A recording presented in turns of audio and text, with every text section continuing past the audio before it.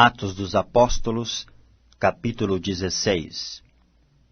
E chegou a Derbe e Listra, e eis que estava ali um certo discípulo, por nome Timóteo, filho de uma judia que era crente, mas de pai grego, do qual lhe davam bom testemunho os irmãos que estavam em Listra e em Icônio. Paulo quis que este fosse com ele, e tomando-o, o circuncidou, por causa dos judeus que estavam naqueles lugares, porque todos sabiam que seu pai era grego. E quando iam passando pelas cidades, lhes entregavam, para serem observados, os decretos que haviam sido estabelecidos pelos apóstolos e anciãos em Jerusalém. De sorte que as igrejas eram confirmadas na fé, e cada dia cresciam em número.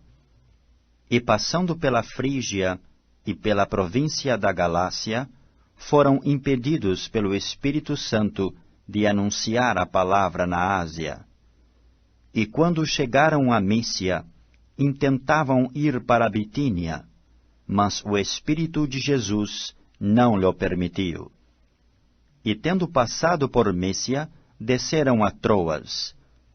E Paulo teve de noite uma visão, em que se apresentou um varão da Macedônia, e lhe rogou, dizendo: Passa a Macedônia e ajuda-nos. E logo depois desta visão, procuramos partir para a Macedônia, concluindo que o Senhor nos chamava para lhes anunciarmos o Evangelho. E navegando de Troas, fomos correndo em caminho direito para a Samatrócia, e no dia seguinte para Nápoles.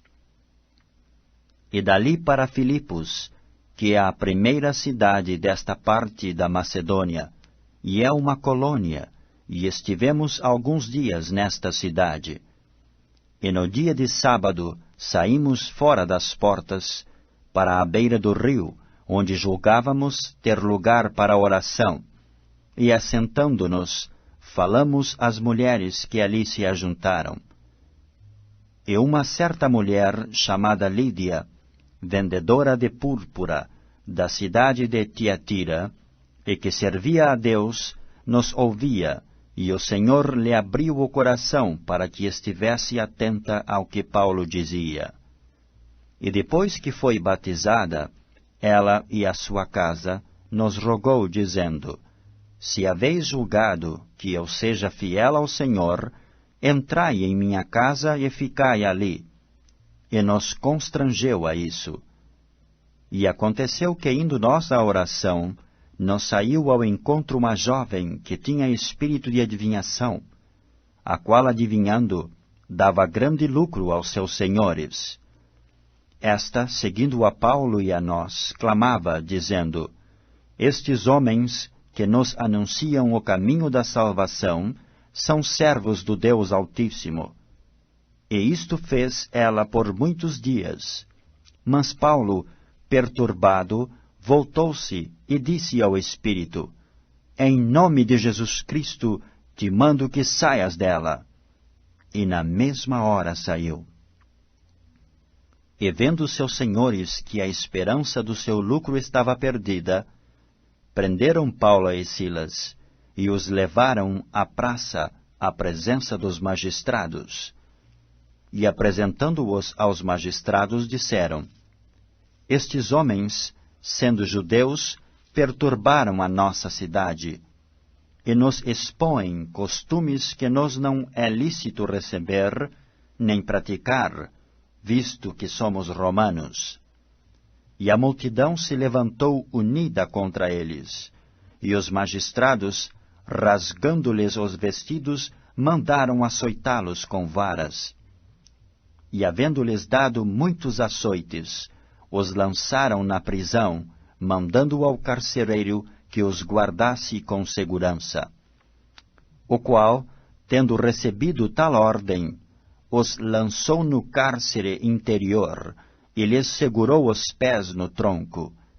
E perto da meia-noite, Paulo e Silas oravam e cantavam hinos a Deus, e os outros presos os escutavam.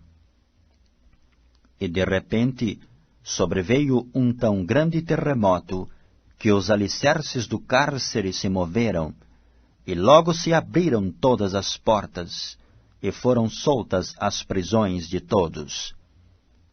E, acordando o carcereiro, e vendo abertas as portas da prisão, tirou a espada e quis matar-se, cuidando que os presos já tinham fugido. Mas Paulo clamou com grande voz, dizendo: Não te faças nenhum mal, que todos aqui estamos. E pedindo luz, saltou dentro, e todo trêmulo se prostrou ante Paulo e Silas. E tirando-os para fora, disse: Senhores, que é necessário que eu faça para me salvar? E eles disseram: Crê no Senhor Jesus Cristo e serás salvo, tu e a tua casa. E lhe pregavam a palavra do Senhor e a todos os que estavam em sua casa.